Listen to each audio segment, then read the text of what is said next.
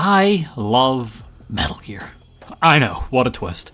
I have been replaying most of the series in the lead up to Delta, and when it came time to tackle MGS5, I wanted to do something a little different for once and make a video out of it. I quickly landed on the idea of trying to beat Metal Gear Solid 5 without weapons, simply because I know that it is impossible in literally every other entry in the series, and figured I'd have the best chance in the one that is the most open.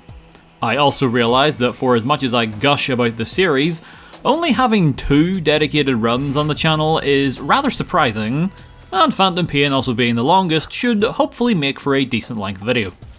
Right, as for the rules, well, it's pretty straightforward I feel. I cannot use any weapons. No guns, grenades, C4, decoys, etc.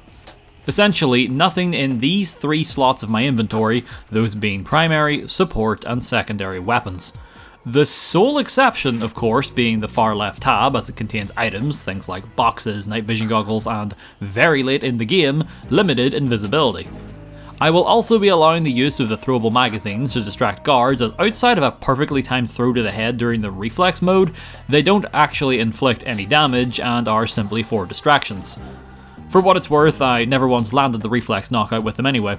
The only way I'll be able to permanently deal with enemies will be by fultoning them or using the knife during a hold, as that is not counted as a weapon, probably because you cannot physically equip it like in Snake Eater and Guns of the Patriots. I can already picture at least 3 upcoming sections that are going to prove fairly difficult to get by, if not straight up impossible, but we shall cross those bridges when we come to them. I would also like to mention that I am doing all of this on a brand new profile and a fresh save, so I won't have access to endgame items and whatnot to breeze through the earlier sections. Now, with all that out of the way, let's begin. Ground Zeroes, for all intents and purposes, is the first mission of Metal Gear Solid 5, albeit released a full year and a half before, but regardless, it is integral to the story, so we shall quickly breeze past it. Unlike the Metal Gear Marathon, I am allowed to skip cutscenes, so that should cut down on how long this run takes by a good bit. There's no way to drop your weapons, so while I will be carrying them on my person the entire time, I obviously will not be using them. Compared to Phantom Pain, Ground Zeroes is a bit limited in what you can do when weaponless, so most of my strategy revolves around just choking people out or judo throwing them if they got too close. It's off to a good start as we make our way past the first searchlight with no issues, and then slowly start crawling our way around the perimeter of the base to arrive at where Chico was being held. I ended up getting caught right as I was about to free our little mother base mascot, to which I decided, to hell with it, it's time to throw hands. That's something that occurred a lot throughout this run, me just resorting to good old fisticuffs. Honestly, going full alert and just rushing people down and comboing them into an early nap time was probably the most effective way to get through this run. And yet, because I am so hardwired to play these games as stealthily as possible, the thought kept leaving my mind until I was inevitably spotted. Most of the surrounding guards get the big boss knuckle shuffle straight to the chin, but a select few get an emergency tracheostomy just to be safe. It's Chico time now, and thanks to all that, I can escort our friendly child soldier boy to the nearby chopper and begin the hunt for Paz. Nothing too fancy here, I jump in the back of the truck to get me to the interior section of the base, and after seeing how well remembering the basics of CQC went for me, I decide to give this second set of guards a very similar treatment to those by Chico's cell. After securing Paz, we only need to contend with 3 more guards, seeing as everybody else in the vicinity is not going to be getting up anytime soon. Lucky for me, and in a way them, they were all right next to one another, so I took them out with the chain CQC slam, leaving them very much alive, but all with a new case of lumbago. From here, it was a guard-free jaunt all the way back to where we started, to board the extraction chopper and be done with Ground Zeroes. Well, there is one more cutscene just to wrap things up and to make sure that you purchase the Phantom Pain, that essentially serves to bridge the gap between the 2 games, plus reintroducing Miller, the man with the incredibly ironic first name. I will name this child Kazuhira, in the hope that he will fight for world peace.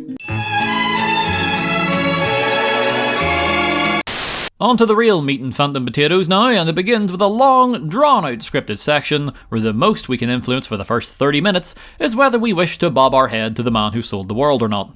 We do a little character creation, which in truth isn't all that important, and then we get to crawling around for a while, although not by choice. The hospital section is essentially on rails right up till Big Ishmael here gets his hands on a weapon, and after indulging in just a wee bit of murder, forces a pistol on you too and asks that you shoot the nearby fire extinguisher. As it turns out, you can just not do that and walk away as the fire doesn't actually spread. We seemingly hit yet another roadblock not 2 seconds later when we come up against 2 XOF soldiers. At first, it seems you have no choice but to fire, as he also will not retaliate. However, if you stay still, or in my case just run around like an idiot, eventually Ishmael will get tired of waiting and just deal with both of them on his own. We briefly part ways, which leads to an incredibly short stealth section, or in my case, I just sprint for the exit. This results in an encounter with the man on fire, in which you are on your back aiming a gun at him. Again, the game wants you to shoot, but you don't have to, and in fact it won't even do anything. Ishmael, the absolute boss that he is, comes back into play and momentarily stuns Roasty McToasty by smashing into him with a nearby ambulance. Once we get in said ambulance, things go from bad to worse as Ishmael is seemingly shot, and then we crash the thing into a blockade, rendering us unconscious until we are rescued by the most gorgeous man in all of fiction. Unfortunately, that does lead us to our first seemingly unsurmountable hurdle, the chase with the man on fire and his Furicorn. He'll charge up attacks and shoot flaming bullets at you, which is fine, they hurt, but you can quickly heal through the damage. The problem is, he will eventually begin to pick up speed and rush towards you. At this stage, you are meant to shoot him with a shotgun, forcing him to momentarily get stunned and go back to his ranged attacks. We, of course, cannot do that, which then leads to him instantly cremating both me and Ocelot. I repeated this section multiple times trying for a different result, hoping that maybe I'd get lucky and he wouldn't close the gap between us, or somehow it would not result in an instant kill. Hell, I even thought if I messed it up enough, the game would take pity on me and give me the chicken, or little chick hat, and just let me coast on by. Again, that was not the case. After about 10 or so deaths, I just bit the bullet, or rather fired the shell, and stopped his advance.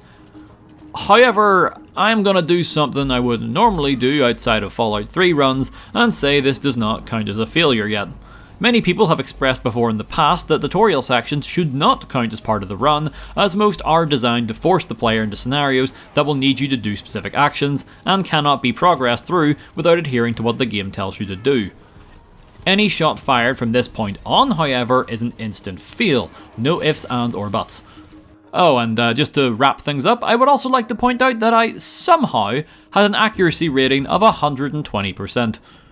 On to the first proper mission, and we're off to rescue Kaz. It starts with a decent number of suggestions from Ocelot about what you can do, but as this is where things slowly start to open up, you don't really have to listen to him. So while yes, it probably would be a good idea to raid this smaller outpost to get the exact whereabouts of our POW BFF, I opt to just horse stealth on by all of that on the way to Dagwan Degar. By the time I arrived, the sun was beginning to set, which worked out rather well as it lined up perfectly with the changing of the guards. By going around the right hand side of the village, I could avoid most of the patrols, as well as have enough cover to slither around should someone start looking my way. All the tight corners also made it incredibly easy to single out guards and incapacitate them and hide their bodies without anybody else figuring out what was going on. The low visibility was only a hindrance to the enemy, seeing how, unlike the rest of the series, you start Phantom Pain with a set of night vision goggles. Kinda makes it a no-brainer for doing 90% of your missions at night though. After one more guard has his breath taken away by Snake, I meet up with Miller, who we can easily carry to the LZ, seeing as he is significantly lighter than before. Of course, nothing is ever simple, so once we make it to the chopper, the skulls appear, ready to take the rest of Kaz's limbs, I suppose. While they aren't alerted to your exact presence, they will, very slowly I might add, start walking towards your current position.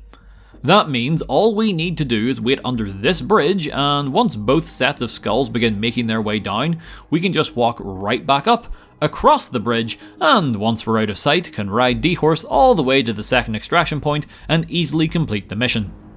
Fun fact, something I only learnt after all of this was that you can just call in the chopper to a different location before running into the skulls and avoid that little encounter altogether.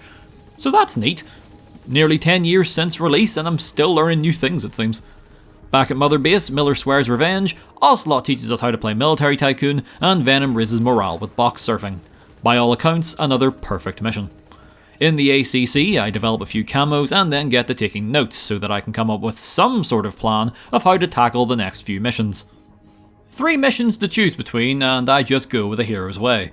The objective is to eliminate the Spetsnaz commander. Naturally, without weapons, that means I'm gonna need to get up close and personal. I tackle it at night because, again, with NVGs there is no reason not to, plus if I do things this way he'll be off training duty and I might be able to catch him snoozing. I also wore the tuxedo, you know, for fun. Arriving at the base, and the target should be in this building, so now it was just a matter of trying to get there without alerting every guard on the premises.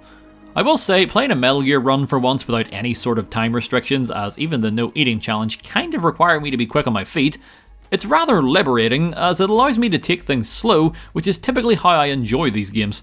What that means for this mission is making my way around to the back of the base in a counterclockwise fashion, which allowed me to slowly incapacitate the guards on the searchlights without drawing attention to myself. I also swiped this sticker for the box deliveries. Collecting these at every major and minor outpost just unlocks fast travelling to said outpost for those unaware. Not used too much during the missions, but it's going to be handy when trying to get around in the open world. Goes without saying, but I am fultoning whoever I can as I make my way around, not just to get them out of sight, but I will need a fair few levels into multiple teams back at Mother Base to complete certain missions. More on that in a bit. With the final searchlight taken care of, I am at the rear entrance to the building, where, just as expected, the commander has laid his head down to rest. Oddly enough, there is no dedicated way of quickly knocking out sleeping enemies without a tranquilizer. Fortunately, he was on a bed big enough for two, so I could awkwardly get on top and perform a two-hit combo to deliver a swift kick to his spine to render him ready for extraction. The sound of his CO's spinal column shattering caught the attention of one soldier, who rushed to investigate, but fortunately for Snake, the commander makes an effective throwing weapon, allowing me to take out two Soviets with one comrade. Naturally, I extracted both of them, along with their Kim Wilde mixtape, which I am sure will be a massive blow to the morale of the remaining soldiers on the base. I finish up by leaving on horseback and then head out into the open world for some side questing. Well, side quest, singular. I was grabbing the Russian interpreter so that I could effectively interrogate anybody else I came across for the time. Normally next up would be C2W, but as I have no way of destroying their communications equipment, I put that on hold for the time and go straight to rescuing the bionic handmaker from Mission 5. It's important to note that at the start of this mission I met in Fulton D-Pup, who will one day evolve into D-Dog and be an incredibly valuable asset to this run. As for the rest of this mission, I'll keep this one brief, but with some added context for those unaware. This mission has a variant that you unlock near the end of the game where you need to do it with full stealth. In other words, you're not allowed to be spotted. As a result, most Phantom Pain players, myself included, have somewhat perfected this mission because of that. Simply start at night, run over to this rock face, ascend it with the power of crack climbing technology, then make your way across the top of this wall until you're behind most of the soldiers. From there, slink down into the prison area and finally extract the target, and whoever else you want, through this hole in the roof. We exfiltrate via the chopper back to Mother Base so that Venom can get some much needed smooches. Two things happen here. First off, I start transferring everybody who can even spell the word spanner into the R&D department, and secondly, we unlock the next major mission, Where Do the Bees Sleep? This is good, as once more it allows us to procrastinate and ignore the comms destruction assignment. Granted, this one has its own can of worms to deal with. I developed the Snake Eater sneaking suit for this one, not so much for the dampened footsteps, but for the added durability. A good 50% of this mission is simply getting to where you need to be, seeing as the only starting point is so far away from the main objective. Speaking of, we are tasked with collecting a weapon this time, codenamed the Honeybee. It's a homing missile launcher. Not to worry, we only need to retrieve it, not fire it. That's not the issue. Getting to the main base is easy enough. I have to dismount the horse and sneak around a separate outpost on the way there, which was simple enough. A good portion of the guards leave with a prisoner in a jeep not long after you arrive, assuming you aren't fast enough to get them beforehand. This is also the first time we encounter an enemy gunship.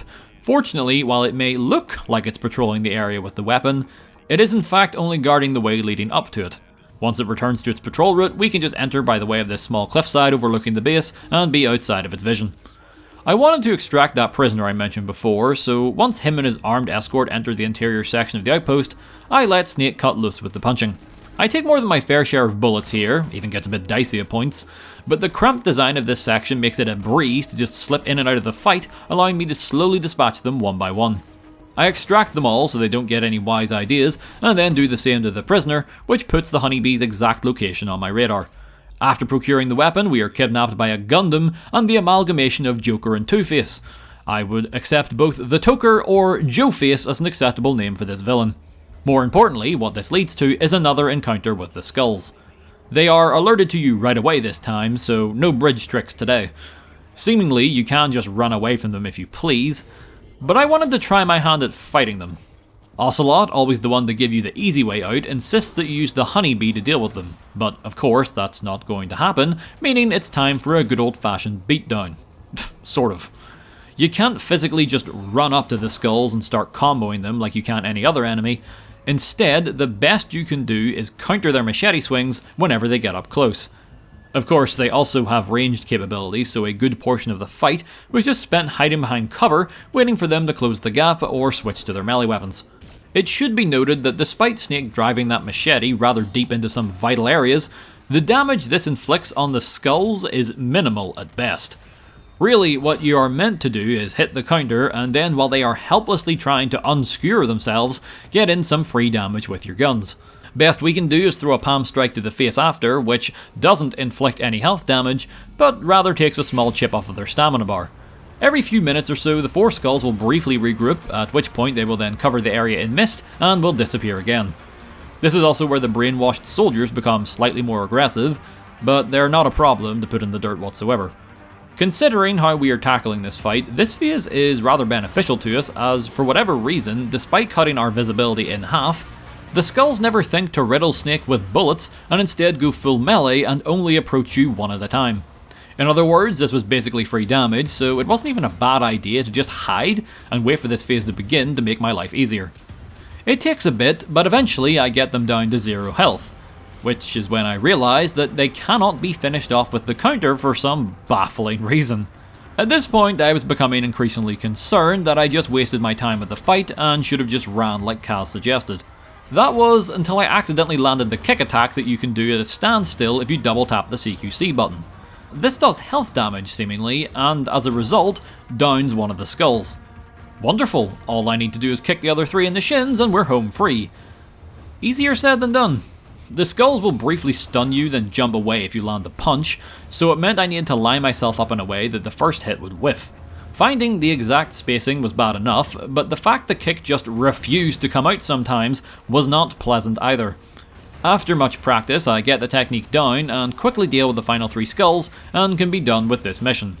This whole thing took just over an hour to complete, and a good 30 minutes of that was on the skulls alone. Obviously, don't want to bloat the video with the entire fight, so there'll be a link to the full thing in the description, and possibly the pinned comment if I remember. Good news, finishing that unlocks missions 7 through 10, so we can put off C2W yet again. Bad news, 2 of those missions require us to destroy armoured vehicles, something that is not possible with my bare hands. Good news, mission 10 will let us extract a transportation specialist who could let us develop the Fulton upgrade to help us kidnap vehicles. Bad news, bigger balloons require that we also have a level 18 R&D team as well as a level 16 support unit, which means I am going to have to recruit a lot of soldiers. After mulling it over for a bit and weighing my options, I figured grinding for the Fulton upgrade would be my best, if only, bet. That said, before that, I started up the next mission, Red Brass, as while the task is to eliminate 3 more commanders, just like before, we can bring them back to base instead, and from what I recall, they have rather good stats, so they will help us out in our long-term goal. The 3 commanders don't begin the mission together, 2 of them are coming from different outposts to meet up with the 3rd one. What this means for us is that we can sprint down this road with D-Horse until there are no other wandering guards or small outposts nearby, and set up a box, which will then cause the commander's jeep to stop and investigate. You can make D-Horse wait on the road to distract them as well, but they'll just honk the horn to move them on. The box guarantees all 3 will hop out of the vehicle, allowing us to choke out 2 of them, then slam the commander, allowing for 3 easy extractions. By now, the final 2 commanders will be at that outpost where we could have got the intel for Kaz back in the first mission. Sneaking by the lookouts is simple enough, and thanks to them waiting for number 3, who is of course indefinitely delayed, they're just hanging out in this building. This allows me to sprint in and chain 2 takedowns for some very easy knockouts. The smoothness of this operation ends here though, as I get a little too greedy when I spy a soldier with a decent support rating and decide that I need him as well. This little detour causes the commanders to wake up, as well as another random soldier who just so happened to be there to notice me while I'm trying to put them back under. I can slam the commanders yet again, but the new guy is just outside of hip tossing range. However, as I learnt the hard way, he is within shotgun range. I briefly head into the nearby building to heal, and then, with a well-timed dolphin dive, can momentarily stun the shotgunner before taking him out of the fight permanently.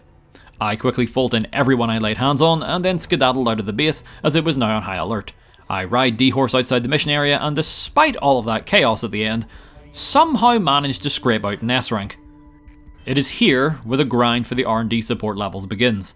Rather basic plan, I just travelled to the major bases on the map and quite literally extracted everyone who was rank C or higher in what we needed. This included places such as the Yako-Obo supply outpost, the Waksin barracks, and Dagwandegar.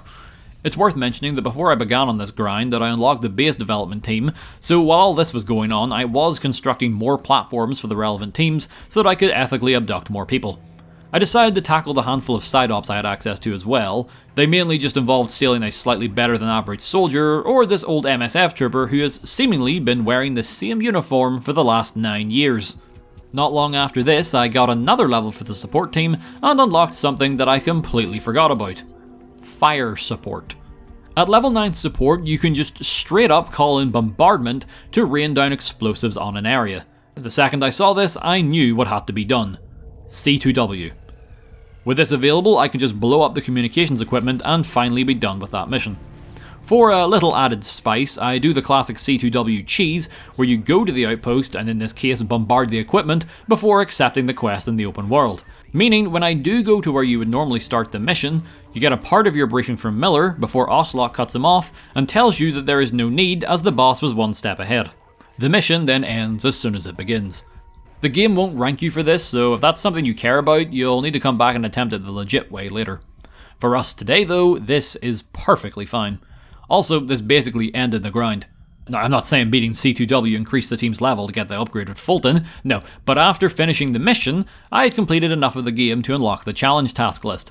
Simply put, it's a list of in-game achievements that you can complete to get rewards, typically in the form of money/GMP, resources, or best of all for us today, high-rank recruits. Thanks to already doing things like multiple tactical takedowns, S-ranking missions, and even marking large groups of enemies, I have completed enough tasks for the R&D team to reach level 15 and the support unit to hit level 14. With only a few more levels to go, I quickly flick through the challenge list to see if any of them will get us the last trips that we need. The fastest way that I could find to get more R&D members would be by collecting the blueprints for both the Riot SMG and the Stun Arm. The SMG is back over in the outpost where we kidnapped those Russian commanders, so I just sneak back in there identically to how I did before. The only slight difference being I interrogated one of the guards to get the collectible's exact location. As for the Stun Arm, well, it's all the way up at the power plant near the top of the map. Even going the whole way on horse would take forever. Fortunately, stealing all those tags for the boxes finally paid off, as I could slap one on and travel from here all the way to the Yako-Obo supply outpost, which cut the distance I had to travel down by over half. It's a rather peaceful ride, so I can take some time to listen to some audio tapes and enjoy the scenery. Except not really, as Big Boss nearly has his head reduced to giblets as we encountered Quiet in her boss arena. Okay, so fun fact. Quiet, and everything associated with her, is technically a side quest, as you do not need to recruit her to finish the game. We all know there's an outcome to this fight where you just straight up kill her, sure, but you can also just hop right back on your horse and leave, and that'll be that. That would make sense given I cannot return fire. That said, she is remarkably easy to beat without even lifting a finger on your end. She always starts in the same location, so after marking her, I just call a supply drop on top of her head. I keep standing up out of cover momentarily to get her attention so that she won't try to move to another sniping spot. Sure enough, the box containing only clothes cracks her right on the noggin and depletes half of her stamina bar. Rattled, and I assume very confused, she then turns invisible and moves to another location. At which point, we just find and mark her again, and call in yet another drop, which knocks her out and ends the fight. When the interactive cutscene starts, I make sure to take my hands off the controller entirely. I think if you press any button here, Snake gives her an extra breathing hold, so to speak. I'm not sure if that's true, but I don't want to find out. Once that's over with, we take her back to Mother Base, everybody bar our ever-reliable yes-man Ocelot is pissed, and then we take the chopper right back and continue to get that lightning arm blueprint. At the power plant, and considering how important this place is during the story, I expected it to be more heavily guarded. Fortunately, that is a good thing I suppose, but it still took me by surprise. I do still slowly make my way round to choke and Fulton everyone I can, mind you. Also, since this area is crucial to the story and I'll need to make my way back here soon, I make sure to grab the transport tag as well. No need for interrogations this time though, as I actually remember where this one is, as I always make sure to grab it when you are forced to come here. As soon as they are secured, we can mark off the task and get the R&D team to level 18. The support team were on the cusp of level 16, so I just travelled some of the staff from the other departments over for the time, just to push them over the threshold. All we need now to make our beefed up hot air balloons a reality is that transportation specialist, so it's off to the southern point of Afghanistan to do just that. For my own curiosity's sake while at the plant, I made my way to the back to see if I could get down to where Sahalanthropus was being held, but sadly they have blocked the door with crates. Damn them crates, they're like the evil cousins of the box, always getting in the way and never allowing Snake to hide inside them. I was so angry about this I had Venom ever so briefly tap into his psychic powers before starting the next rescue mission. For this one, we're supposed to rescue a man named Malik, a name I cannot say without thinking of KOTOR. Regardless, we need to rescue him from this outpost, but as he is currently in a jeep surrounded by guards and an armoured vehicle, it's just going to be in our best interest to let them take him to their other base for questioning. Works for me, as I don't believe Malik himself is the transportation specialist. That's one of the other prisoners hiding around here. I need to be quick about locating them though, as the guards here are ordered to shoot them on sight now that they have Malik. As all the guards are out the front, I just go around the left hand side and sneak into the building from the back. The close quarters makes things a tad risky. I'm fine to be spotted, but I'm a tad worried that alerting the guards will draw them inside, and then it's bye bye POWs and hello war crimes. I find the new recruits rather easily thanks to a feature that I tend to forget exists: Big Boss's Sonar Ground Punch. It can be activated anywhere and shows the current location of any living thing in the vicinity. Naturally, the prisoners will be whatever ones aren't moving, and that makes them very easy to pinpoint. The only downside is that it's loud, so if there are any guards nearby, they will come to investigate. Again, that said, the majority of them are out watching Malik, so I'm free to beat up the ground as I please. The one inside the building I take to the roof to Fulton out of sight, and then the second is inside one of the actual cells. Go figure. Not as clever with him, I kinda just slowly walked away from the base until I was far enough away that they won't notice the suddenly spawning balloon taking him off to parts unknown. Sure enough, after they arrive back, I get the notification that I can finally develop the upgrade for the Fulton, so one of them was who we were after. I start developing it immediately, as it's going to take 18 minutes before it can be deployed for use. That's grand, I won't need it for the rest of this mission anyhow, as now that we have what we really came for, all I must do is make my way to Malik and extract him as well. They took him to the Oko supply outpost because of course they did.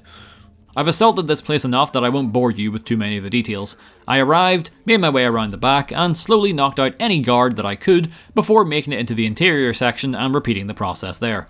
As soon as I got to Malik, a sandstorm rolled in, which was perfect, as it allowed me to just slip out the front, and the BTR that would have torn me in half is none the wiser. As he is injured, you need to get Malik out via the chopper, so I call one in far away from the base and then finish the mission with an S rank. Now with the Super Fulton, we can tackle those other missions that I've been putting off. First up is Occupation Forces. We need to eliminate a Russian colonel and his tank unit, so 2 tanks and a truck. Naturally, we can now Fulton all 3. However, that does not mean this mission is without problems. See, you cannot Fulton a vehicle while it is moving. You can Fulton one that is stationary or just beginning to move, but not while they are already on the go. That means we still need to find a way to stop them, even if only momentarily. The box trick from before still works for jeeps and trucks, but heavy armour like these tanks will just drive straight on through them. The plan was to use a mix of D-Horse and the jeep that I had won from the challenge tasks to create a roadblock, hopefully stopping them in their tracks and allowing me to steal them. Again, solid idea, but it was not panning out how I pictured. Parking the jeep or horse would stop the convoy, but the tank at the front would just use its horn to get rid of the horse, or just blow up the jeep with its main cannon. I had to reset this one a lot just to find the sweet spot for this, as once they got past my makeshift blockade, they would become more difficult to stop, as if they see you, they will begin booking it for their destination, and if they reach it, the mission is a failure. Eventually, I found a position where I can stop the convoy just long enough that I can sneak up and Fulton out the truck and one of the tanks, but the tank at the front will have pushed on by this stage. I try racing after it, but considering I am on horseback and it is in fact a tank, it will deal with me very quickly. Although, resetting this time proved to be very advantageous. See, every time I manage to Fulton the rear tank and truck, they get added to my vehicles back at base. Even if I reset, they are still there. What this means is I can request for them to be dropped in as well. Now the plan was for me to do the intro section just like before, except this time I used the truck for the roadblock, allowing me to easily Fulton the truck and the tank back again. As the second tank was driving away, I called in a supply drop for the jeep and requested it much further up along the road. And thanks to having D-Horse, I was able to maneuver around and then get up ahead in front of the final tank until I made it to the jeep, which I could then place it directly in its path, and once the tank arrived, it stopped, allowing me to whisk it back to Mother Base and finish the mission.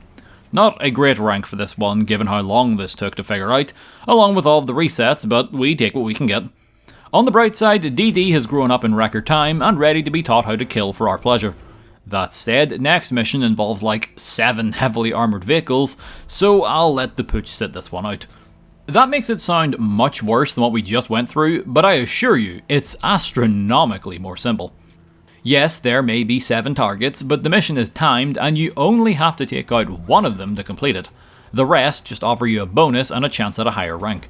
Also, almost all of them are travelling alone, so I can just use and abuse D-Horse to pick them off one at a time. On the topic of the horse, he recently learnt a new combat skill. Go on. War has changed. I let one of the vehicles escape, I should mention. There was a reason for this. If you take out all of the land armour, a chopper spawns in as your final task and becomes mandatory to eliminate. Outside of a well-timed bombardment on an invasive airborne target, I lack any way to deal with that, hence I let one of them escape so I wouldn't be in that position. That was my final mission from that batch, so now the time has come to hunt down Huey. Just before setting out, I developed some upgrades for things I can actually use. Mainly, I outfit the chopper with better rockets and show the dog how to wield a knife. This mission starts at the power plant, and thanks to trekking there beforehand, we of course just box travel to get on with it. Now the power plant is looking more important as it is teeming with lookouts, guards and even a patrolling chopper. As per usual, the cover of night coupled with the all-black sneaking suit allows me to skulk around the shadows mostly unseen. I need to wring the neck of a few soldiers, but nothing all that important. Somehow I was never clocked by the helo, so I grabbed my horse and began the journey up the road to where they just took Huey off to. Once I'm at the outskirts, I request DD's help, as he is going to be way more useful than the horse. Tactical stealth shits are cool and all, but the dog can just slit the throats of anyone I single out to him. In a run where my options are limited, this is a blessing. The chopper came back and nearly ruined everything, lucky for us that when you crawl inside a box, they are none the wiser. As for any soldiers that may investigate during this, well, that's what DD's for. The two of us clear a path to the lab, re-disable Huey, and then start making our way towards almost certain death.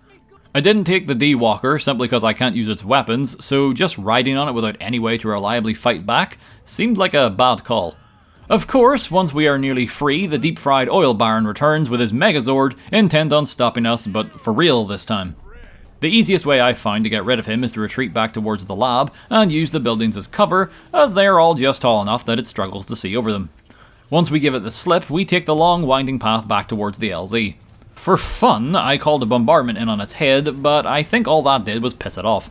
In the chopper, and we have reached the second of 3 instances in which I mentioned near the beginning that I figured would be impossible for this run. Once you're on board, Sahalanthropus spots you again and begins firing its odd-looking homing missiles.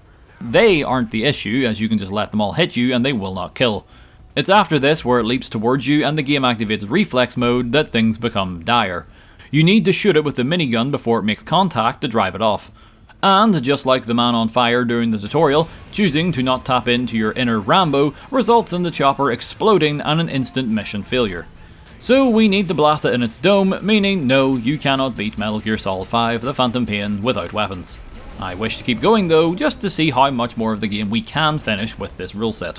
Time for a change of pace, we're off to Africa. Guest starring child soldiers! The intro credits of this game are awful. Africa, while having more missions than the Afghan segment, I'm expecting the descriptions for missions to be a lot shorter, as most of them are a lot more straightforward, outside of the major story-focused ones anyway. First up, me and DD are going to blow up an oil field facility. As it's our first time in the country, we start a ways off from the objective, so we need to make our way there first. Sneaking past the first watchtowers is simple enough, as we just stay close to this building. The village section is mostly risk-free if you're fast enough, as the child soldiers will be too focused on listening to their commander to be aware of your presence. Once we crawl our way through, we steal a nearby jeep, and then can ride it carefree all the way to the facility. Honestly, it could not be going any smoother. That was until I completely forgot that Venom is deathly allergic to water. Second go around and I make sure to avoid the watery grave and push on through to the inside of the facility. Other than just blowing up the tank, we also need to get inside the control room and disable the oily water separator tank. The option is there to just rush in, but instead I made my way to where the game assumes you will leave once you're done and began kidnapping more men. I don't really need any more, but out of sight, out of mind, right? There's a couple of guards up on the walkways, but they were way easier to bypass than I anticipated. It was as simple as just waiting until they turned around and taking them out from behind. Before long, we enter the control room where Snake somehow guesses the right button on his very first try, leaving only the destruction as our final requirement. Probably all guessed this, but my only option for destroying the tank is a bombardment, so after making some distance between myself and the tower, that is exactly what I do. Typically, this brings reinforcements to surround the base, making escape rather difficult, but as I have that upgraded Fulton, I can just hop aboard a cargo container and ride it all the way back to the ACC to finish up our first adventure in Africa. Next up, Lingua Franca, and for what was once the biggest pain in the ass of a mission when it came to 100%, in terms of today, it is the fastest one yet. You're trying to find and rescue a man named the Viscount. Thing is, you don't know his location, so you're supposed to tail an interrogator until he reaches him. Thing is, I remember the Viscount's location this time around, so I just run over there and extract him as soon as the mission starts for no fuss whatsoever. Well, I end up taking a little bit longer as I made a slight detour to grab the interpreter, but that was also just as uneventful, so not all that important. Once that's out of the way, I am ever so briefly forced back to Mother Base so that I can be informed that Quiet is ready for deployment. Perfect, as she will be damn near essential for my sanity for a very specific mission down the road. As for now though, not so much. So I stick with man's best friend for what comes next. We're to infiltrate a small camp and dispatch its 4 walker gear units. Once more, another mission where the big balloon comes in clutch. I play this one as traditionally as possible, I suppose you could say, as I spent 90% of it getting intimate with the ground, as I ever so slowly made my way around silencing guards, so I could extract the machines without anybody noticing. In retrospect, I could have just rushed in here with the battle dress on, beat everyone to a pulp with my bare hands, then extracted the walkers and be done with it in no time. In fact, now that I'm thinking about it even further, why didn't I just call in an airstrike to deal with them that way? See what I mean? I start playing Metal Gear and all rational thought goes right out the window. I see Snake and my monkey brain cannot comprehend the act of not being a sneaky little guy. Not that important, but I also rescued all of the prisoners in the area. No POWs or slaves for this man. Oh boy, Trader's Caravan's up next. First mission I actively hate. Yes, it's going to be slightly easier with the better extraction, as I can just swipe the truck rather than have to drive it out of the area. But still, those skulls are so fickle in this mission. Sometimes they'll go after you like you hope, and other times they start wailing on the truck like it's a bonus stage in Street Fighter. You'd think the armoured vehicle would be the problem, but no. It's right behind the truck, so once we get close enough, the skulls emerge, and since they zombify everybody in the vicinity except for Snake somehow, it means that whoever was driving the BTR has had his brain liquefied and can no longer move it. I brought Quiet for this one. I don't have a high enough bond with her to just start raining cover fire down, but I still have her shoot at the odd skull to get their attention while I make my way to Fulton the truck. I'm spotted as this happens, but that's fine. I just hop in the nearby jeep, and now it's a race to get out of the hot zone. Only one of them manages to attack the jeep a single time, so we get away scot-free. It is strange though to see them all just immediately throw in the towel the second I'm outside the mission area. Two things: I stay in the jeep and drive to my next destination as it's very close by, and I have met the requirements to craft momentary stealth camo. It's not the permanent version, you unlock that much later on. This one you can just pop, and then for a few seconds you'll be gone from sight. It doesn't work when already spotted, and typically the time drains faster if you perform actions like sprinting and CQC. So while yes, it is useful, I'm not going to be using it myself just yet. Alright, now we gotta locate and rescue 2 members of our intel team. This is one of the times I figured that getting up close and personal and saying to hell with stealth would be a good move. One of our agents is bleeding out and if spotted will be killed by the enemy, so that's kind of the reason I was throwing caution to the wind with this one. They start sending in the heavily armoured dudes at this point. They can take more punishment from firearms, but are just as susceptible to a back alley beatdown as anybody else. So for us today, they aren't much better than the normal soldiers we've been facing. As we had entered the alert status, this did mean that Quiet would start killing indiscriminately as well. I get the first operative out by myself, but when it's time for number 2, I end up losing the guards. However, she keeps racking up her kill count, acting as a far better distraction than I could have ever hoped for. While Quiet was doing that, I located man number 2, and due to his injuries, ran him all the way back to the chopper. I think by the time I'd done that, she had quite literally murdered everybody in that outpost. Keeping the pace going, it was straight onto blood runs deep. Just need to take out 6 members of the rebel group. Sounds simple on paper, but this has one of the most long-winded second halves to a mission in the entirety of Phantom Pain. The first member of the crew is chilling in a small settlement with a few other unimportant soldiers. Locating him is easy enough as he is wearing a unique outfit. After scanning and marking everybody in the vicinity, it's made rather clear to me that he must be inside one of the buildings. Fortunately, that's where D-Dog comes into play. His Super Sniffer 5000 is easily able to pinpoint the rebel leader's exact location, allowing for Snake to slowly move in for the kill, except not really. The final 5 are in a cell in a different outpost, also they're all children. Fortunately, they are Minecraft kids and managed to secure enough diamonds for Big Boss to warrant rescuing them. And this is where the problems begin to arise for the mission. Ignoring the fact that one of them needs to be carried the whole way, this is also an escort mission for the other 4. One with mechanics that just don't work how they should. You see, you can tell them to wait and follow, it's pretty basic stuff, right? Well, 9 out of 10 times after I told them to stay still, they would just push on ahead a few seconds later anyway. Considering I am trying to clear the way for them, this does not end well when they rush into the enemy's line of sight. Getting spotted is essentially a death sentence here, if not for the fact a second group of soldiers are rapidly approaching from the rear, but the enemy gunship floating overhead will inevitably hit someone. Many deaths and resets were required here. DD was about the only one pulling his weight, as at least I could still have him single out enemies while I was dispatching somebody else. Eventually, I got the kids to the extraction point by just brute forcing my way through, but it was not meant to last as the gunship decided to unleash a missile barrage on the children. Goes about as well as you might think. Clearly, this was not working and the gunship needed to be dealt with right away, so it was time to fight fire with fire. I called in my own support helicopter. I've been upgrading it as much as I can on the side, as to jump ahead here, I figured it was going to be my only way of dealing damage to one of the later bosses, so I needed it to be as kitted out as physically possible. Turns out I should have been using and abusing this more often, as once it's overhead, it just annihilates the gunship, along with any other soldier it can see in front of us. So yes, while not the most creative or fun solution, the results cannot be argued against. It won us the mission and stopped an impending headache on my part. Another tailing mission up next, although unlike the last one, I don't just jog over to the meeting point, in one part because I got distracted rescuing the prisoners, and because I brought Quiet along instead of D-Horse so couldn't outrun the jeep they were in. My endgame plans for Quiet require us to have a bond of at least 40%, so that's why I'm bringing her on some missions from this point on, even if she isn't doing anything helpful. At the meeting point, I position myself in what would typically be an excellent sniping spot, at which point I just call in a support strike. Not the explosive bombardments that have helped this run twice already, but instead it's the smoke variant, which covers a much bigger radius than I thought. The idea here being, under the cover of the smoke, I can rush in, knock out the man we needed, and send him back to base. I also popped the limited stealth camo here just to demonstrate how situational it is. Simply running into the smoke causes it to shut off. The smoke will do its job regardless, allowing me to extract the target, plus his nearby friend, to which I then move a few feet outside of the hot zone and can move on to the very next quest.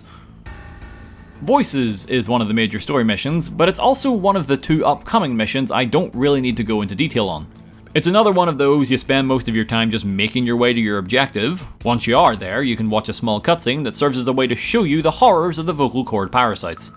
No, silly, that's not where the earphone goes. This is all interrupted by one of the 3 boss fights this game has to offer. Just saying that number makes me sad. There's many a way to tackle this epitome of rage. That said, I just go for the old reliable of ramming him with a nearby jeep into shin-high water. What a thrill. Blazing past that, we hit an instant snag in the next one, as right as we're about to reach the airport for some kidnapping antics, we are whisked back to Mother Base as an enemy PMC has taken over one of the platforms. This is a main mission, but in actuality it's just an introduction for the multiplayer FOB raids.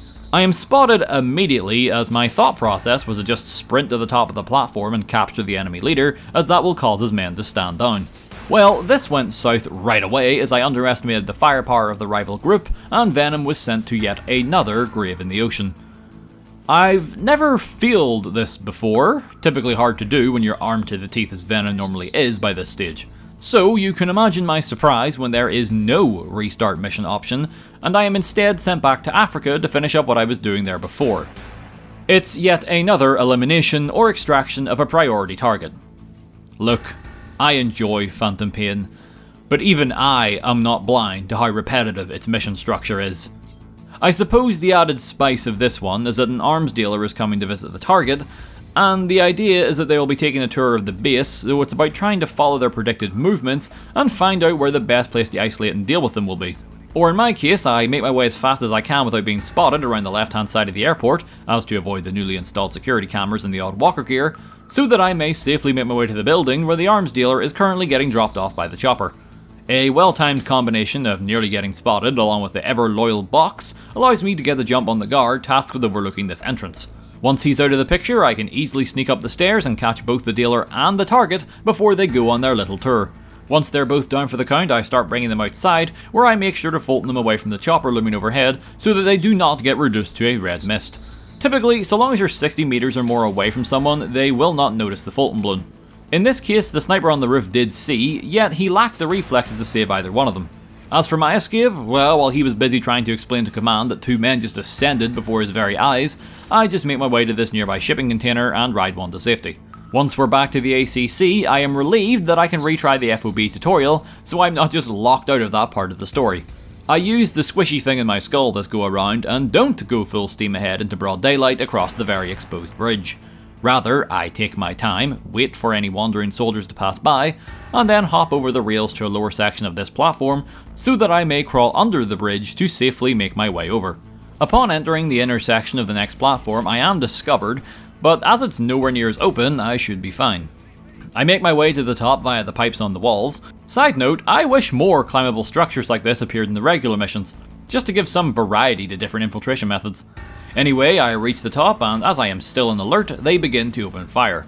Trying to run over and individually take them all out with CQC would be a death sentence, so I knock out whoever is close and then take one as a human shield. They will not fire at their own men, so this gives me time to get back some lost health. When they do get the big balls to approach, I just knock out who I'm holding and move on to them.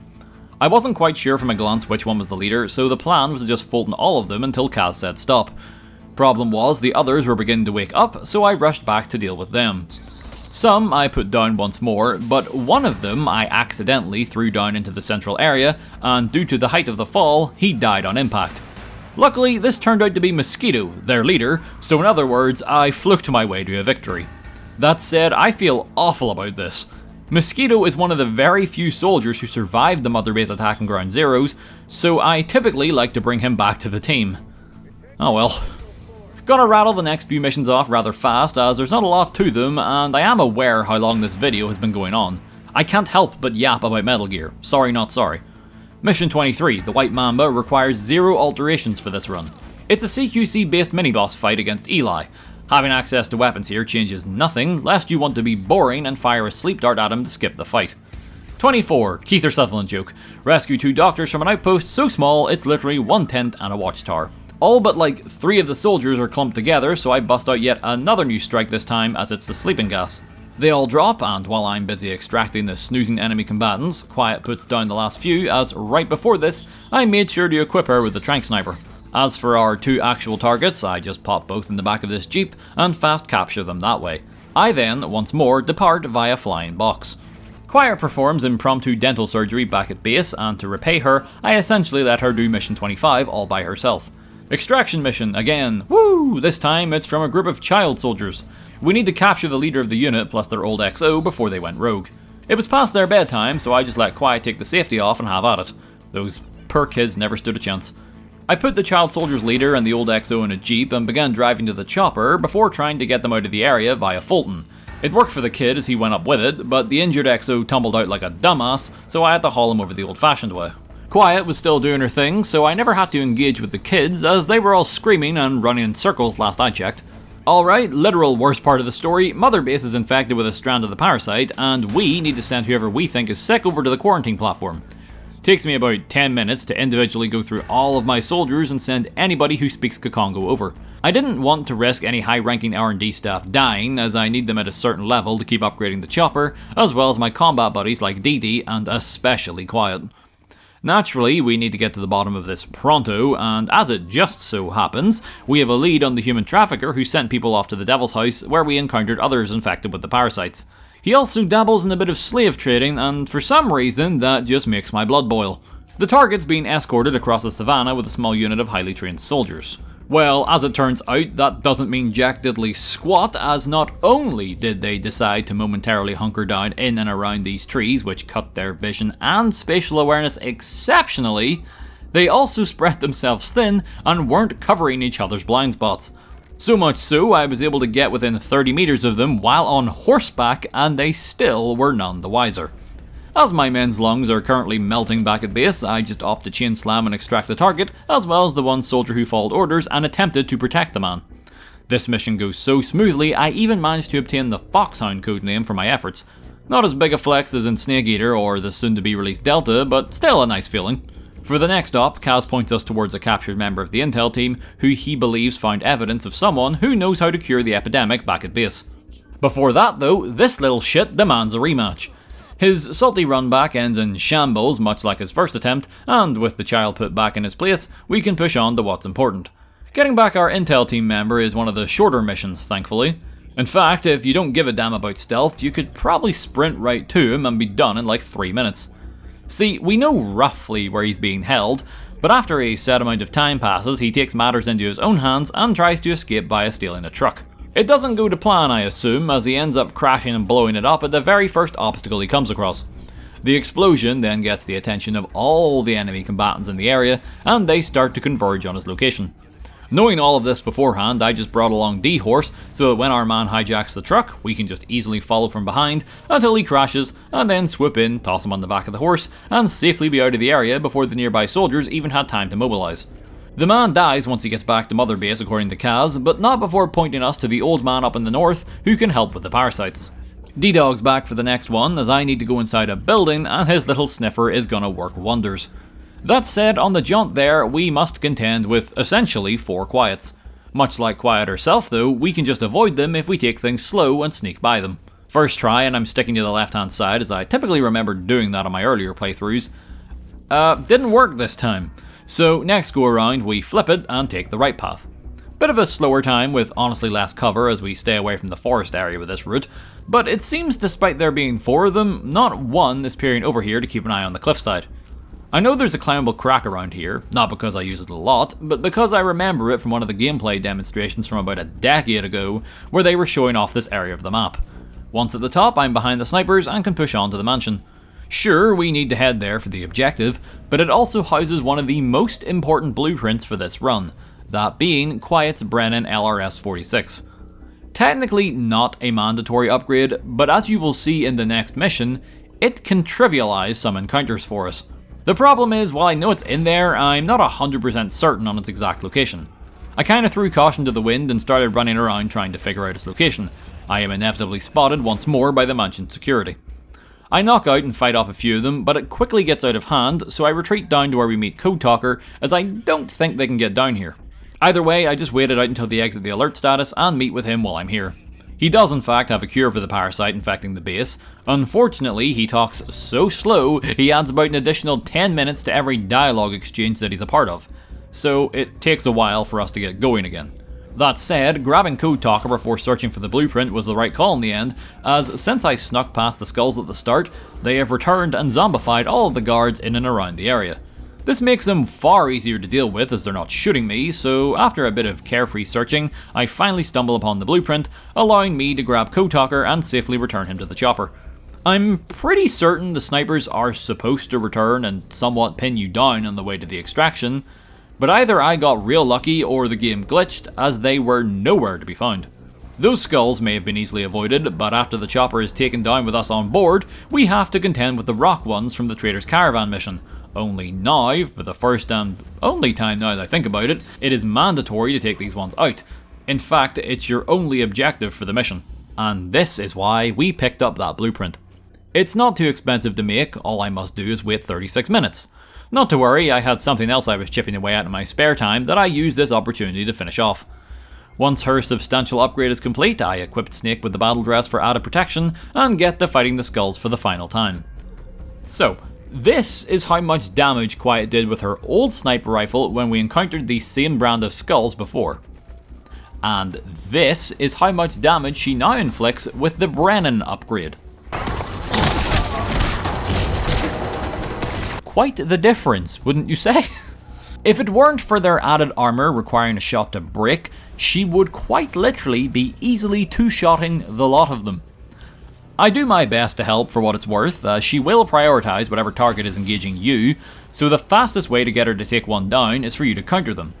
That said, let's not pretend like she isn't doing 99% of the work.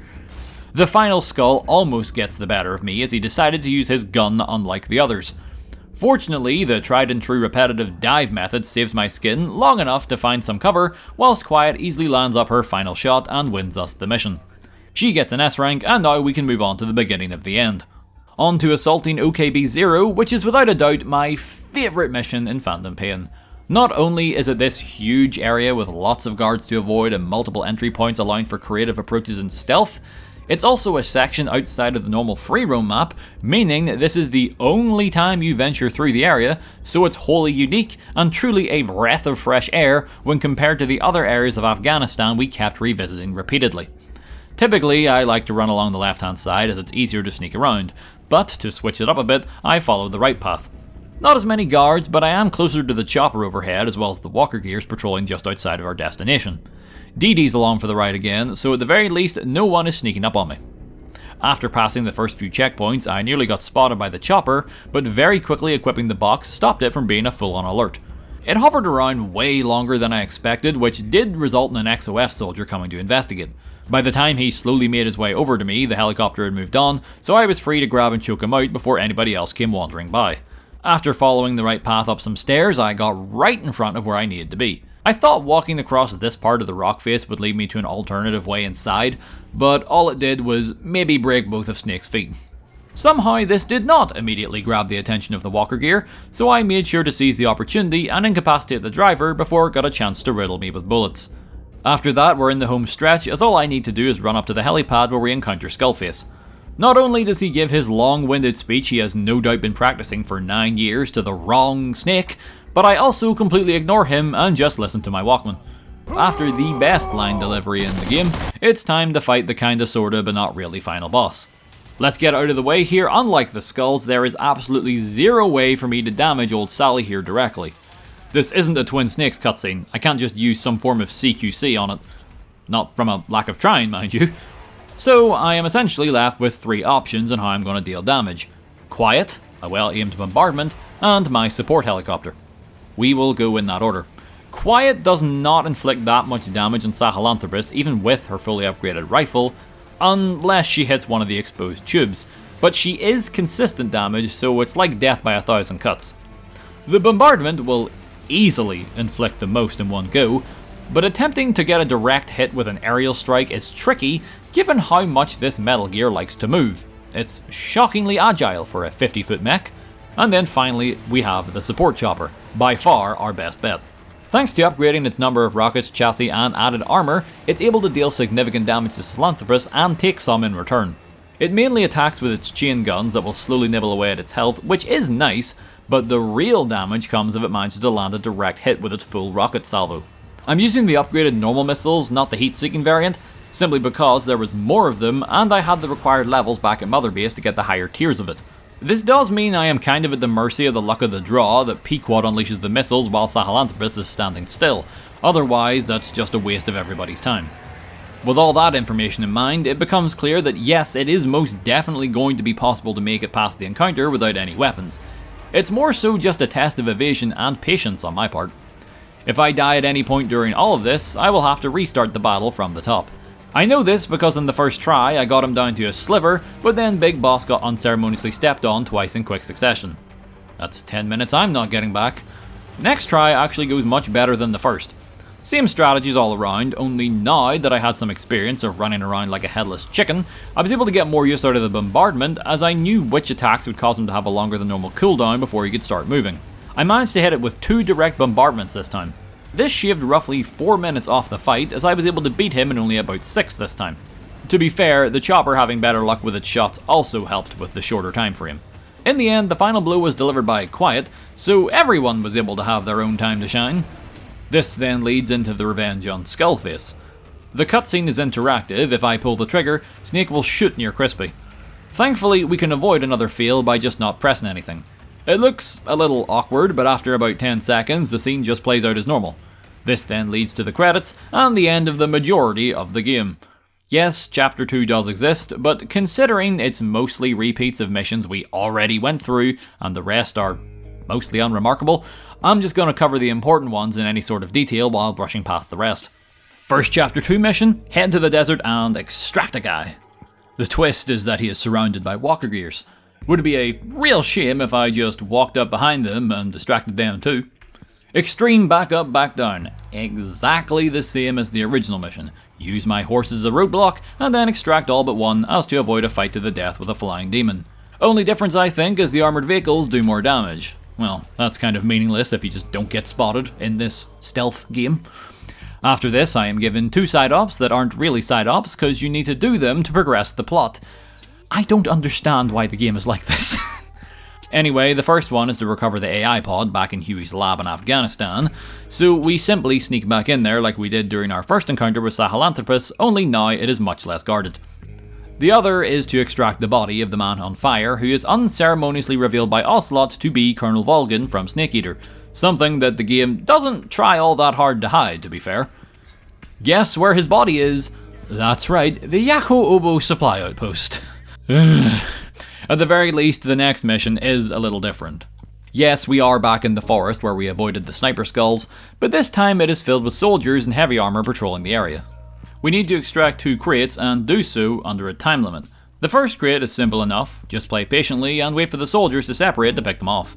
On my way to the second, they noticed the absence of the first and now are on high alert. I planned to try and sneak past a bunch of them, but once I realised that would be more trouble than it was worth, I opted to just knock out a few of them, and then once I was spotted, I made a beeline for the container and just rode it out of the area to finish things up. Keeping the ball rolling, we went on to another repeat. Remember the mission where I had to extract or blow up the 4 walkers from the small encampment? Well, it's that again, only I need to do it without being spotted. Consider I already did that the first time around, and as you might expect, we just breeze on by.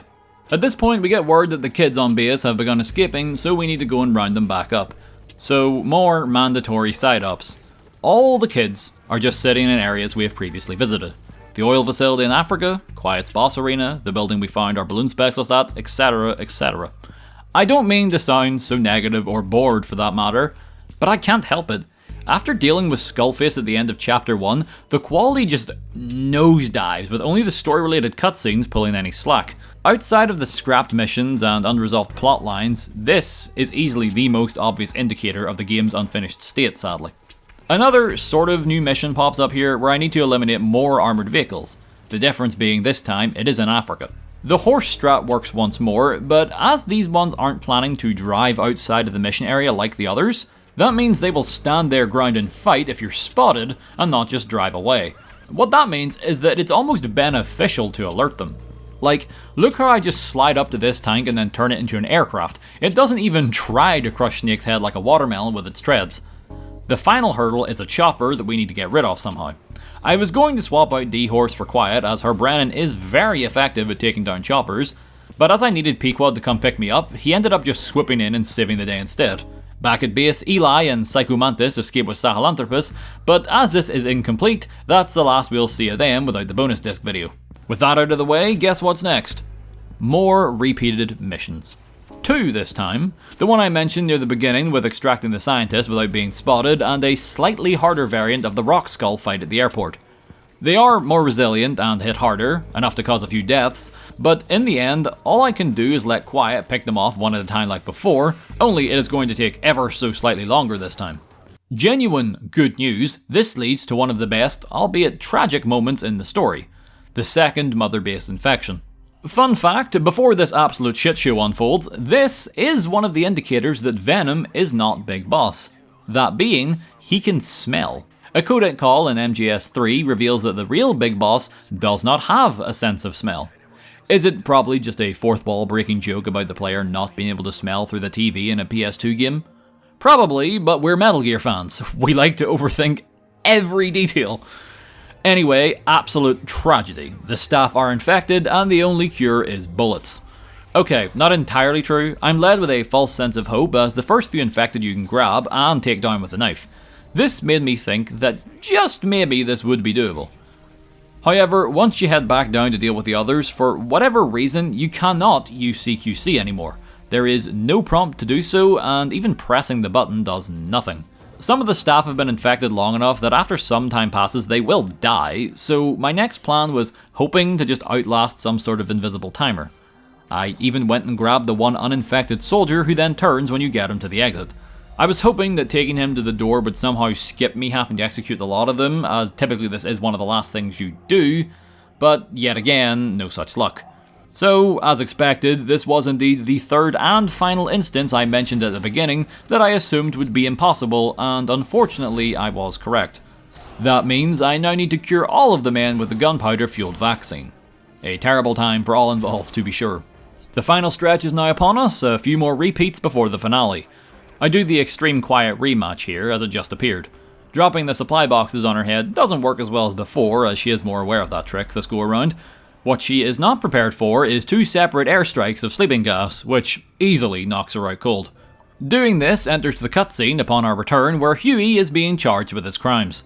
You would expect us to have executed him about 5 times over by this stage, but seeing as we know from Otacon and MGS2 that he offed himself in the family swimming pool, Snake exiles him instead, where he lives long enough just to cause Otacon some more trauma.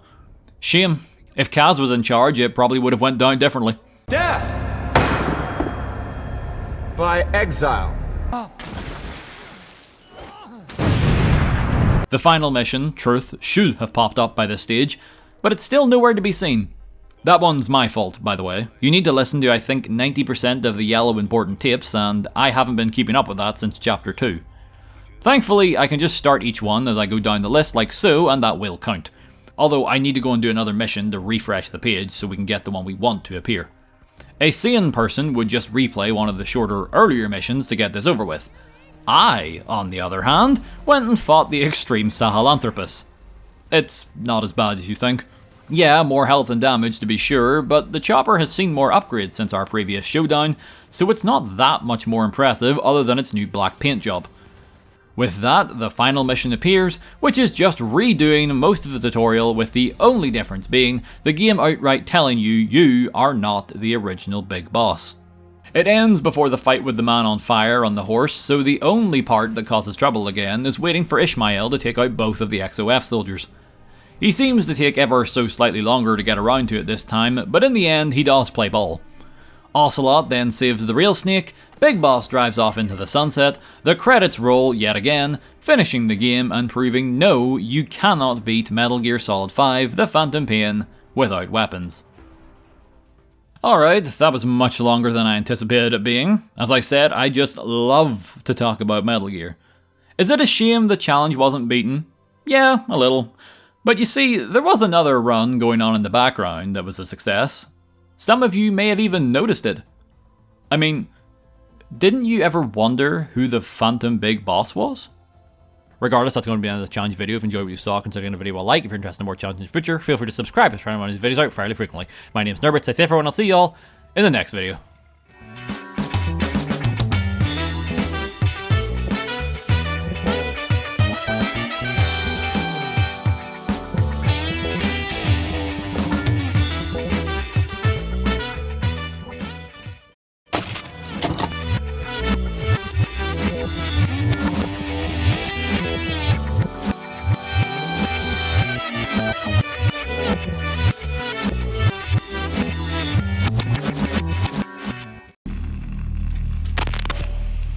Now do you remember who you are?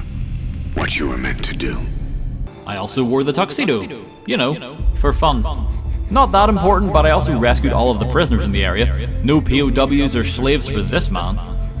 Naturally, we need to get to the bottom of this pronto, and as it just so happens, we have a lead on the human trafficker who sent people off to the Devil's House, where we encountered others infected with the parasites. He also dabbles in a bit of slave trading, and for some reason, that just makes my blood boil. We do a little character creation, which in truth isn't all that important. This is you, as you've lived until this day.